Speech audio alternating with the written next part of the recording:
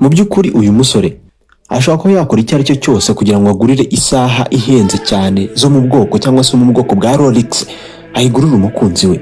Ni isaha zihenze. Rolex ni isaha yo mu Busuwisi cyangwa se ikorerwa mu Busuwisi, yatangiye nibura gukorwa mu 1905. Rolex ni isaha ishobora kugura ibihumbi 12 by'idolari ry'Amerika, aho ni ku mpuzandego. Ariko nanone ibiciro bigomba no kuba byazamuka bikava ku madolari cyangwa se ku madolari 2000 bikaba byagera ku madolari 215, aho ngaho biterwa nyine na modeli cyangwa se ubwoko bw'izo saha. Ni Rolex.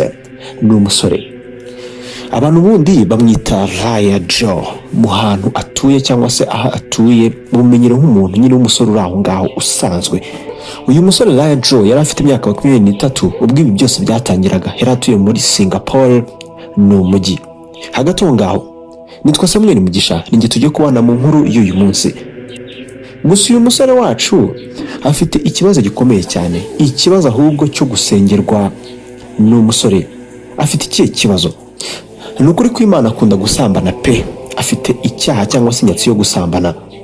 Mu by'ukuri asura cyane inzu y'ubusambanyi iherereye mu gace abamo cyane, ndetse yagerayo ntakore ibyo ngibyo gusa, ahubwo agahita ashaka amafaranga mu yo yakoreye cyangwa se hafi ya yose akayatanga kugira ngo aryamane n'abagore asanga aho ngaho. Ni umusore bamwita Raya Joe.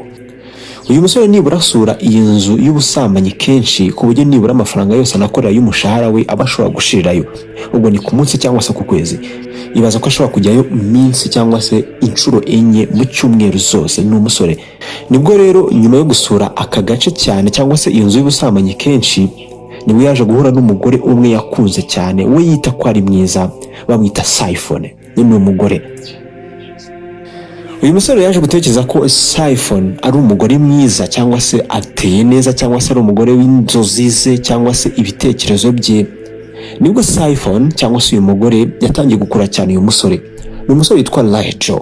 Raya Joe uko bimeze yajyaga ajya mu nzu y'ubusambanyi kugira ngo akore ibyo akora aho ngaho, ariko aza gukunda cyane uyu mugore. Bahuriye umunsi umwe muri iyo nzu, nuko aza kumukunda cyane. Mu by'ukuri Raya Joe ni umusore umubeshyi cyane, ariko nanone we yita ko uyu mugore yabaye umukunzi we byanyabyo cyangwa se bakundana, basigaye bakundana. Yego ntabwo twabyemeza, ariko niko abivuga. Mu kanya turaza kubireba neza. Umunsi umwe rero mu 1998 nibwo Raya Joe yahuye n'ibibazo bikomeye cyane. Itariki y'amavuko y'umukunzi we bamwita Siphon nibwo yendaga kugera cyangwa se yari yegereje. Uyu musore rero nta kindi yashakaga cyane uretse cyangwa se usibye ko yashimisha umukunzi we bishoboka cyane ku rwego yamushimisha nyine nk'umuntu bakundana cyangwa se yita ko akunda. Nibwo rero yaje gutekereza, haravuga ati uko biri kose ngo mu gushaka icyo mukora kimushimisha cyane, ariko nanone kigatuma agwa mu rukundo nanjye cyangwa se dukundana cyangwa se mutwara umutima. Wumva ibintu abasore abakobwa babakoresha. Nibwo yatekereje isaha ya Rolex. Ya saha twatangiye tuvuga ihenda cyane, y'igiciro kiriri cyane gihenze. Ntekereza ko uko byagenze byashoboka cyane umunsi umwe bari bamaze kugira ibyo bakorana cyangwa se baryamana n'uyu mugore, aribwo yenda uyu mugore yamubwiye ati nani mfite isaha cyangwa se mfite isaha nkunda cyane ya Rolex, nuko nza kuyigurisha wenda kubera ko wenda nari mfite ubukene. Byashoboka cyane ko yamubwiye ko cyangwa se akamubwira uburyo akunda iyi saha ndetse n'uburyo ayikumbura cyane kuyibona ku kuboko kwe. Wenda abakobwa namwe murabazi. Nibwo rero Raya Joe nk'umusore rero yicaye aratekereza ati nibyo ngibyo nibyo nkeneye, ngomba kumushakira isaha ya Rolex, isaha ihenze cyane y'igiciro cyinshi. Ni umukobwa, ni Siphon. Gusa hari ikibazo. Raya Joe arakenye cyane, afite ubukene. Mu by'ukuri akora akazi katarenze cyangwa se kadashamaje cyane ku buryo akora amafaranga make cyane ku buryo rwose ushatse wavuga ko ari ayo kumutunga we n'umuryango we. Gusa nanone ikibabaje ntabwo amafaranga burya yatungisha umuryango we, ahubwo ashirira mu kuryamana n'abagore cyangwa se abakobwa. Ikibabaje kurushaho nuko n'ubundi muri aya mafaranga akorera wa mukobwa yita ko bakundana, n'ubundi iyo bagiye kuryamana aramwishyuza nubwo we amwita ko ari umukunzi we. Gusa nubwo bimeze gutyo yanze kureka ko igitekerezo nk'icyo cyamuva mu mutwe, agomba gushimisha umugore cyangwa se umukobwa yita ko akunda. Uyu musore byaramugoye cyane ku buryo uko itariki y'amavuko y'umukobwa yagendaga yiyegereza cyangwa se yegera hafi, atashobora kwivanamo iki gitekerezo cy'isaha. Tekereza ko yatangiye kurota n'isaha, akaryama agasinzira akarota isaha. Umunsi umwe nibwo yicaye arangije atekereza neza, nibwo yaje kubona igitekerezo cy'ibyo agiye gukora. Isaha ya Rolex ndayikura hehe? Mu bwonko ati ngomba kuyiba, ngomba gushaka umuntu nyiba, nzashaka umugore rwose uyambaye ku muhanda cyangwa se uwo ari we wese ku muhanda, hanyuma nzagenda nyimwake ku mbaraga, ubundi nyitware njyanire ndesheri wanjye. Nibyo byamuzaga mu mutwe. Yumvaga byoroshye cyane kujya atangiye kujya agenda mu nzira areba hirya no hino, areba ko yabona umuntu uwo ari we wese wambaye isaha yo mu bwoko ashaka. Nibwo yaje kubona umugore rero umwe, nuko atangira kumukurikirana areba ko yagira ahantu hatoya cyangwa se aho yaza kuba ari wenyine, ubundi akamwataka cyangwa se akamugaho igitero akamwaka ya saha.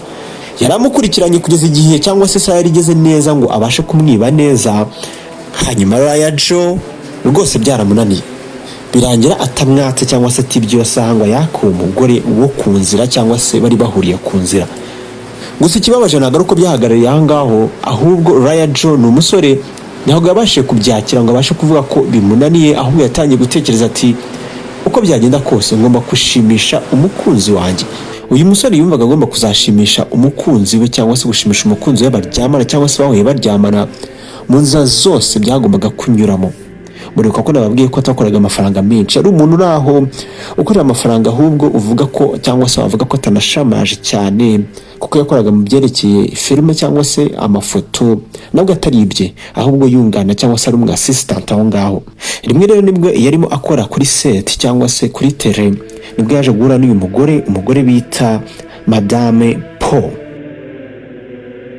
Uyu mugore Madame Paul ushatse gukora umugore mwiza ukora nawe mu byerekeye production cyangwa se ibyo umusore yakoraga mu byerekeye amafoto ndetse n'amafilime cyangwa se n'amashusho, ndetse akaba atera abantu ama makeup cyangwa se kumwasiga abantu imbere yuko babafotora, babasiga amapudre cyangwa se n'ibindi byose nyine by'ibimenyetso cyangwa se byo gusiga abantu ngo bagire ubwiza.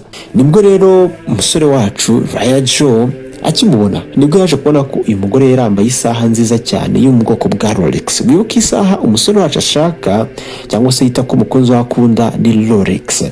Nibwo yaje gutekereza rero asanga uburyo bwonyine bwo kuyibona ni ukwica uyu mugore, nk'ubwo buri wese byamuza mu bwonko. Nawe nibyatekerezaga yavuga ati iriya saha ndayikeneye niyo nshaka. Uburyo bumwe yagombaga kuyibonamo bwari ukwica uyu mugore akamwica akayijyana cyangwa se akayimwiba. Nibyo yatekereje icyo gihe. Gusa hari ikindi gihande cy'abantu benshi batari bazi cy'uyu musore witwa Raya Joe, akaba yari afite aho ahuriye n'amaraso cyangwa se afite amanyamaraso n'abantu bakomeye cyane cyangwa se b'abakire cyangwa se bo mu bwami, ubundi bara bo mu bwami, wavuga ko ari igikomangoma. Yari umwishywa byonyine, niyo mpamvu iwabo batari abakire, yari umwishywa w'umwiyungoma nyine cyangwa se muri abo bantu b'abakire cyangwa se bo mu bwami runaka. Aha rero niho ibintu byose bibera umwijima cyangwa se bibera bibi cyane, ukwica.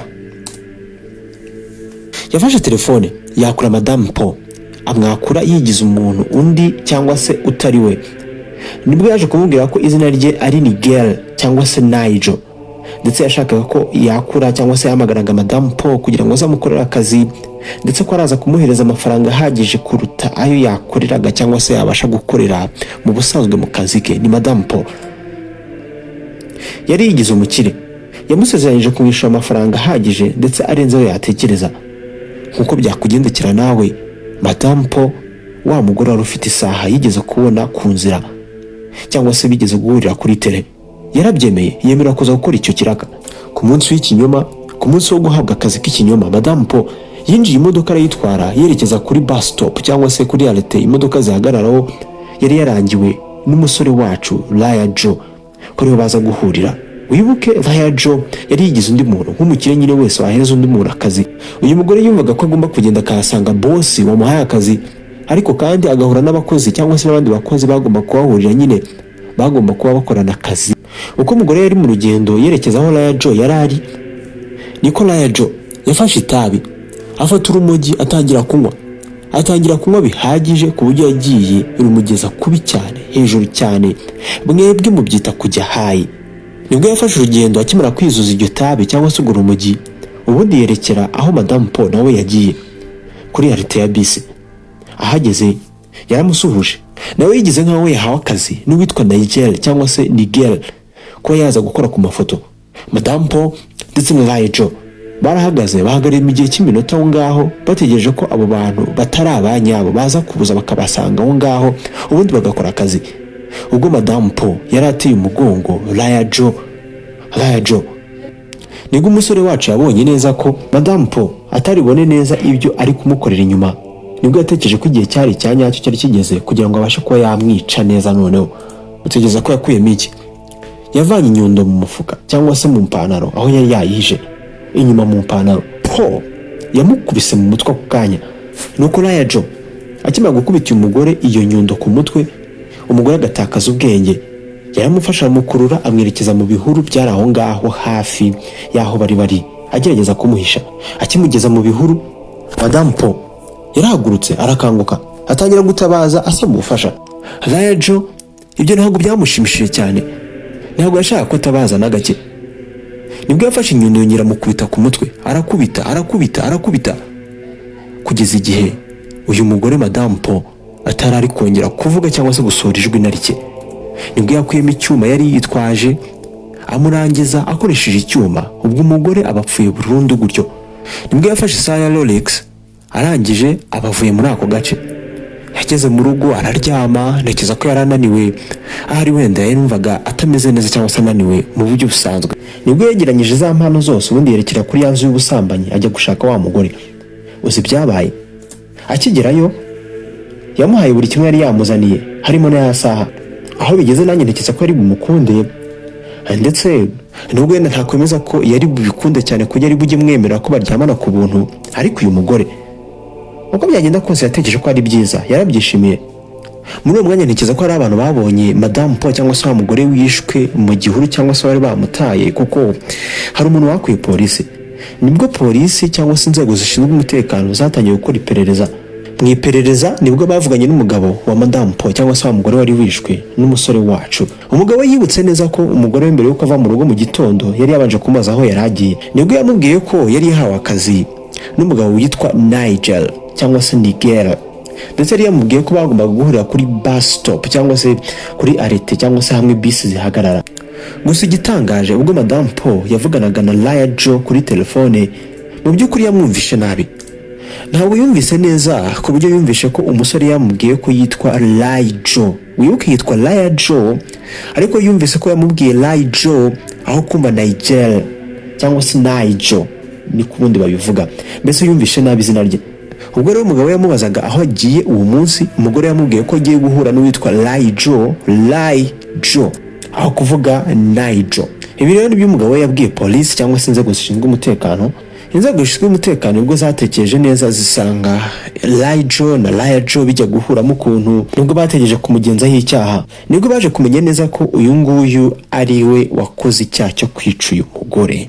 Wumve mwabantu mwe, baramufunze ubundi baragenda baburana urubanza ku buryo yaje guhamwa n'icyaha, ubundi bamukatira igihano cy'urupfu bamumanitse. Mu by'ukuri barabikoze, baramumanitse mu mugozi arapfa. Wowe ni irihe somo ukuye mu nkuru y'uyu munsi?